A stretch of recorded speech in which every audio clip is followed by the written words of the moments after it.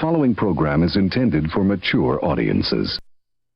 A democratic republic of sports. The Sportsocracy with ESPN Asheville hosts Tank Spencer and Jeremy Greene. And welcome into the Wicked Weed studio, wickedweedbrewing.com. Drink different. I'm Tank Spencer. Brian Haynes alongside, as is Jeremy Greene. It is the Sportsocracy continuing to roll on with our off-season reviews. Each and every NFL team covered all year long right here in the Sportsocracy. Don't forget to follow, like, and share us on all of the social medias. Subscribe to the channel. Share it out with your friends as well. We got the playlist for each and every team. So, they're all going to be covered right here. This offseason review is of the Atlanta Falcons. The Falcons have had 3 losing seasons in a row, 5 years removed from being in the Super Bowl, and there is very, very, very little hope for the Dirty Birds. Yeah. The Julio Jones thing is just, I get it. He's a 32-year-old receiver. You want to move on from the big contract. You want to start the rebuild. Julio Jones is gone, and that leaves you with Calvin Ridley and Kyle Pitts and Matt Ryan. And Olamide Zacchaeus. And and Cordero Patterson. The 3 that I mentioned, though, are the only relevant players that you have on this team. Well, I believe Mike Davis is going to have a good year at running back. He's going to. I talked about this a little bit earlier. I think Mike Davis is going to be he's going to have a good year, but what is going to happen is they're going to ask him to do more than Mike Davis has ever had to do in this league. Hey, they drafted Frank Darby. Yeah. Which, if he had 10 working fingers, that'd be great. Yeah. He doesn't. No. He goes real fast. And then the ball gets there and he goes, no! I just wanted to, Atlanta Falcons seem to have done this the wrong way, in my personal opinion.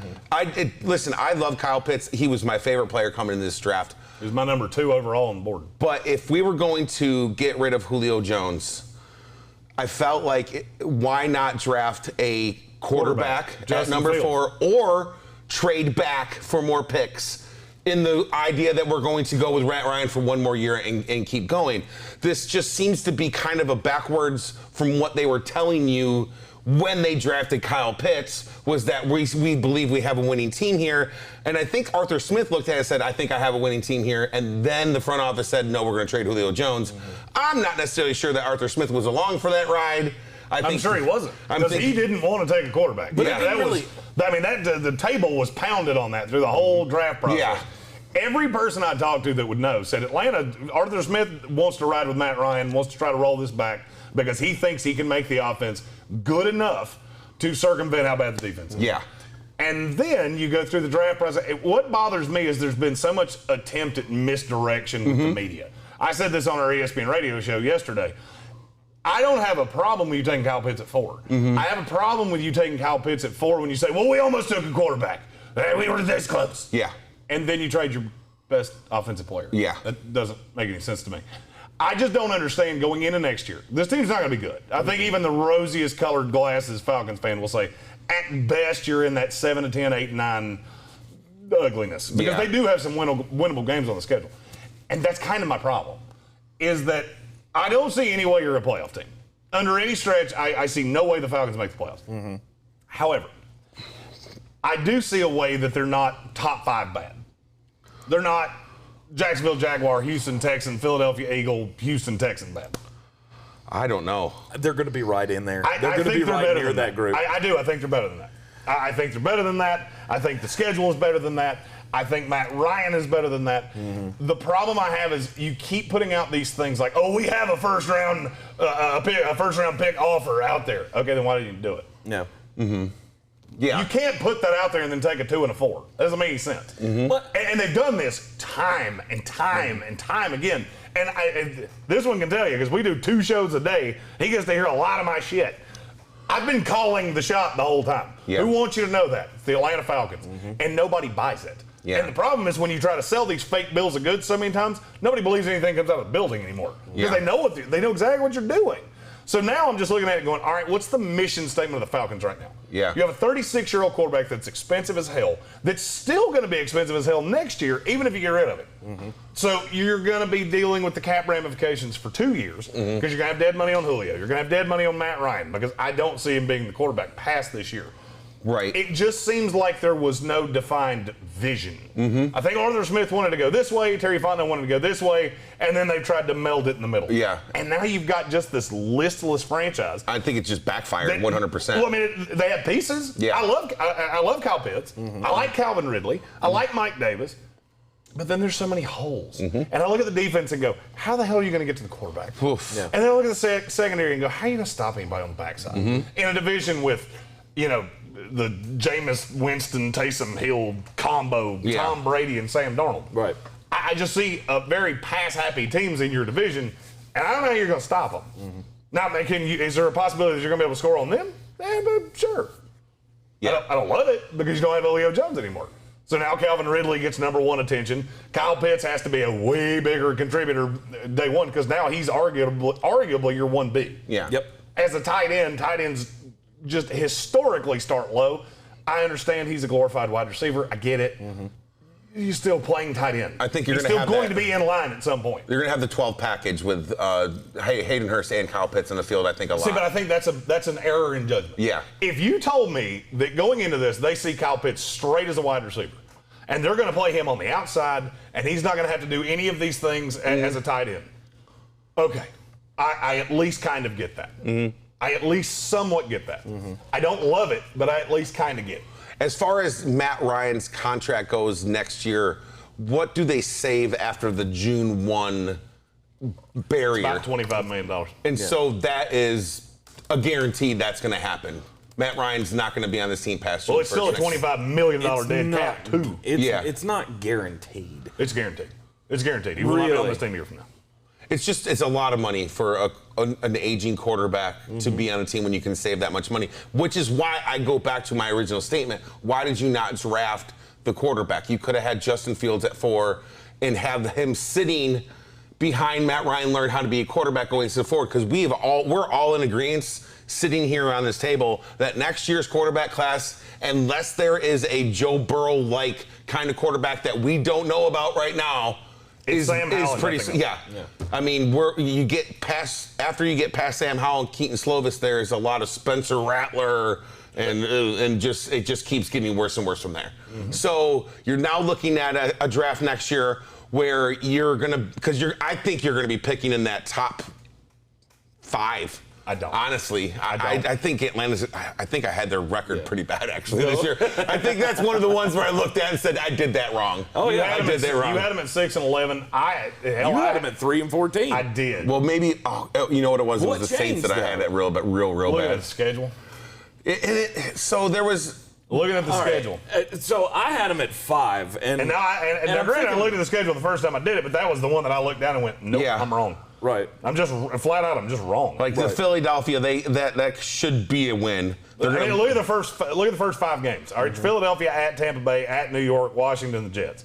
If you told me they're 3 and 2, how shocked are you going to be? Not very shocked.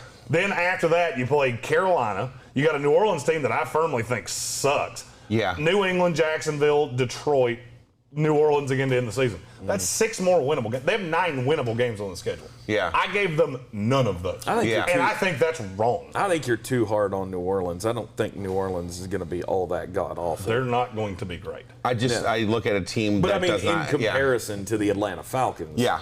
To me, I think they're much closer than you do.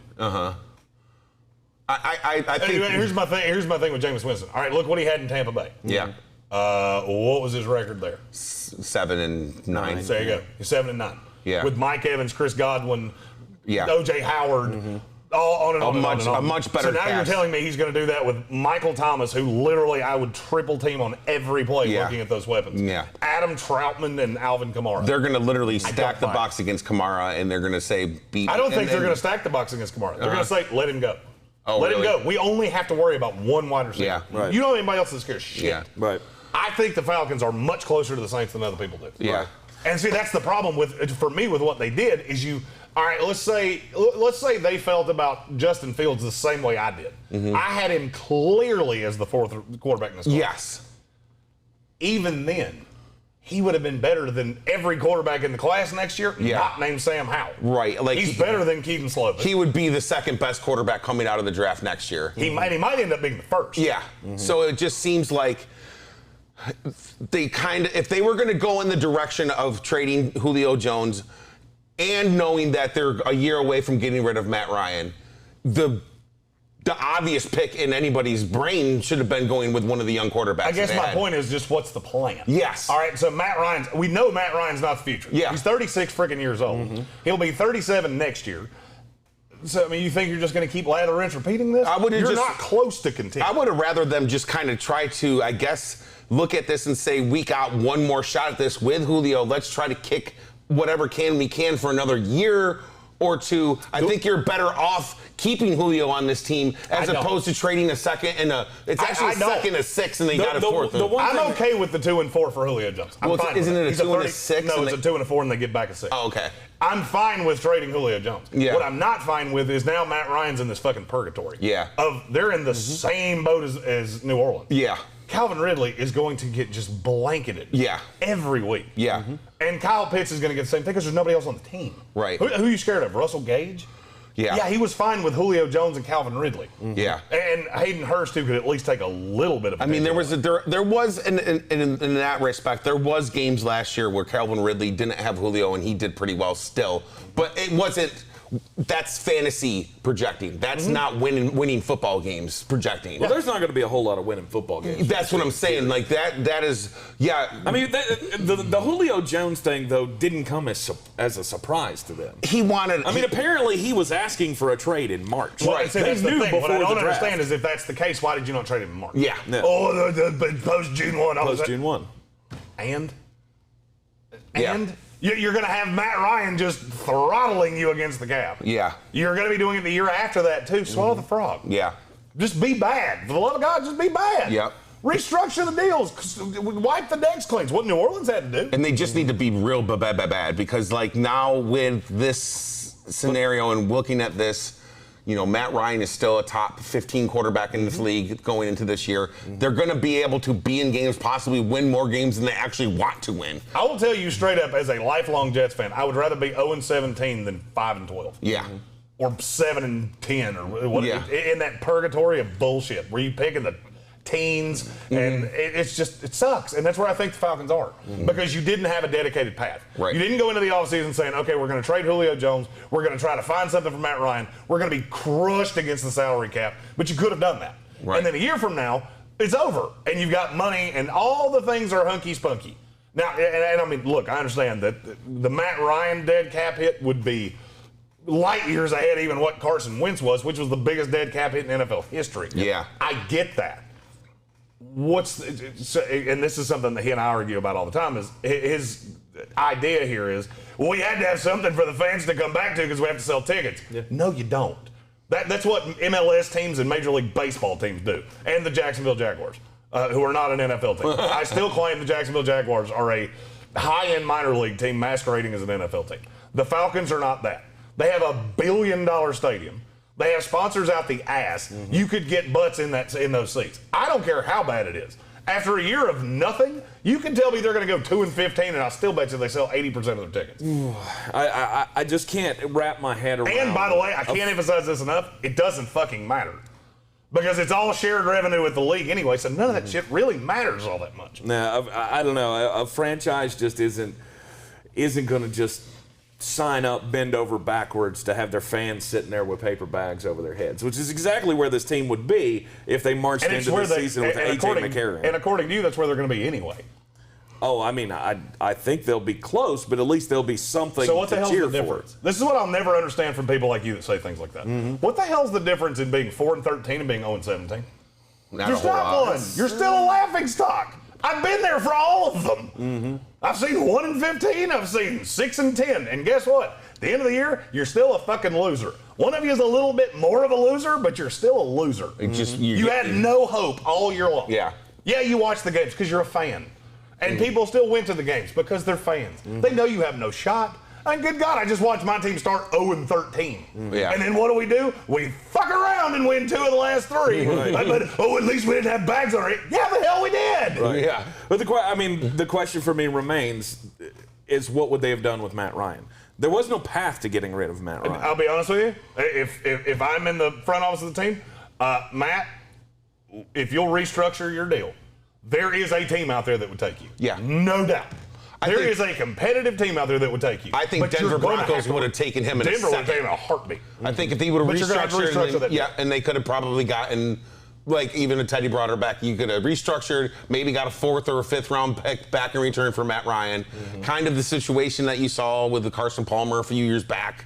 You know what I mean? Obviously, you know, freaking Vegas went crazy and offered 2 first-rounders for him. Right. But I'm saying you could have asked him restructured, asked him to get out of there because, hey, tell him, hey, we're going to be trading Julio. We're going to be doing this, and another thing. What do you think of that path?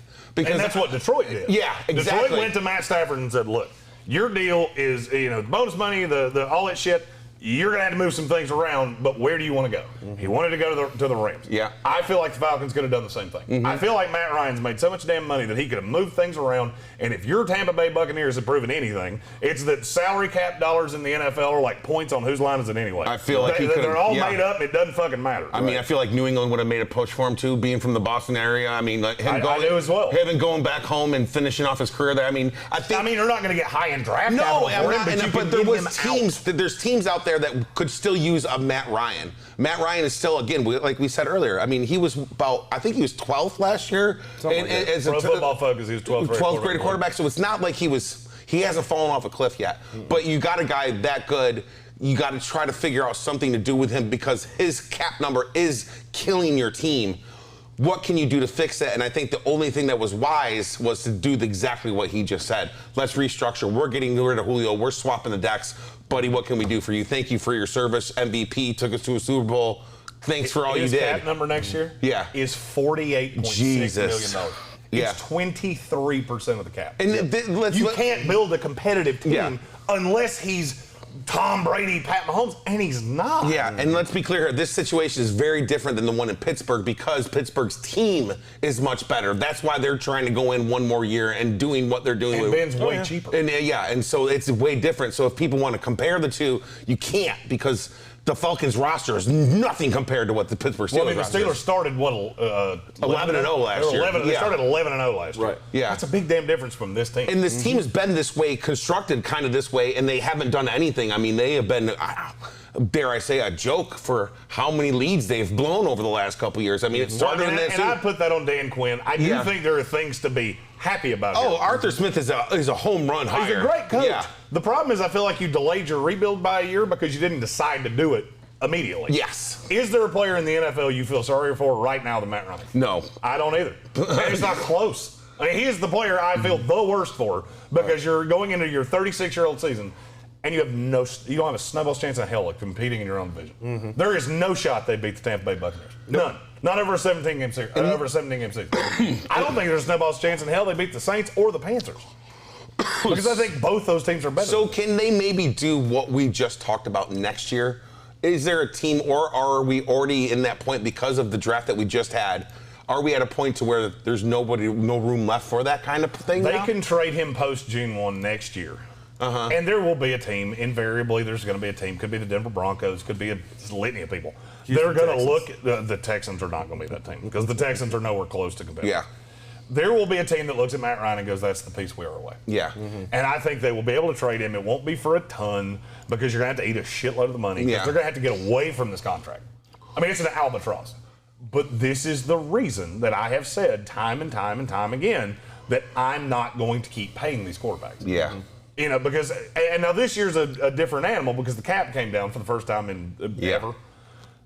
This was a double whammy. And so he's talked about, the fans and all these other things. Yeah, well, the cap coming down, this was the perfect year to just wipe the decks. Yeah. Okay, we got $70 million in dead cap space.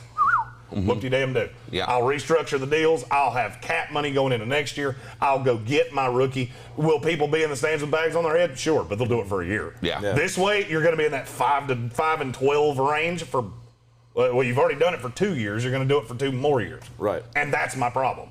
And I actually like the Falcons. I would like to see Cruella DeVille's husband, have a winner again with his coat made of puppies on the sideline. They're far away from that because there's not I'm just looking at the defense. It's so The bad. defense is There's bad. 3 guys on this defense that I go, yeah, he's good. Grady Jarrett, Dante Fowler, Deion Jones. And Dante Fowler's not that Fowler's good. overrated as hell. Yeah, he's been moved so many times. It's He's a situational pass rusher. I mean, it's Deion Jones. It's Grady Jarrett.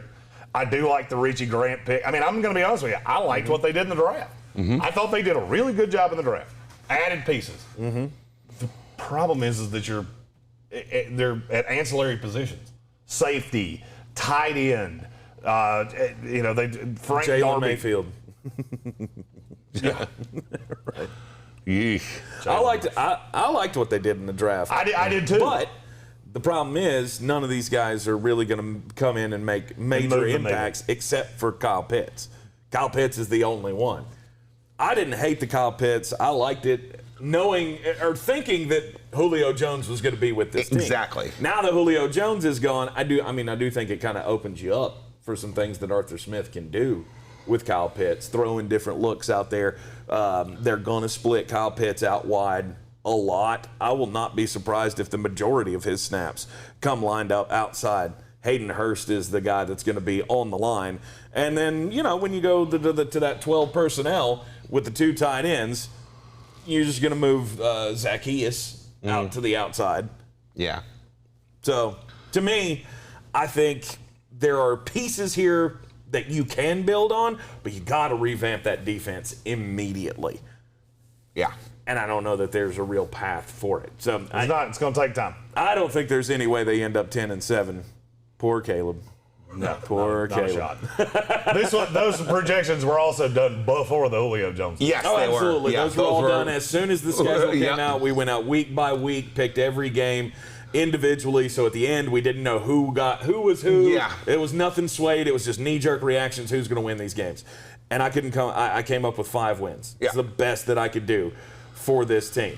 Support for the Sportsocracy is brought to you by Manscaped, the best in men's below-the-waist grooming. Manscaped offers precision engineered tools for your family jewels. Manscaped just launched their 4th-generation trimmer, the Lawnmower 4.0. Join over 2 million men worldwide who trust Manscaped with this exclusive offer. Use our promo code SPORTSOCRACY at manscaped.com and get 20% off of your purchase and also free worldwide shipping. That's SPORTSOCRACY at manscaped.com. Use our promo code and get 20% off free worldwide shipping. Manscaped.com. Your balls will thank you.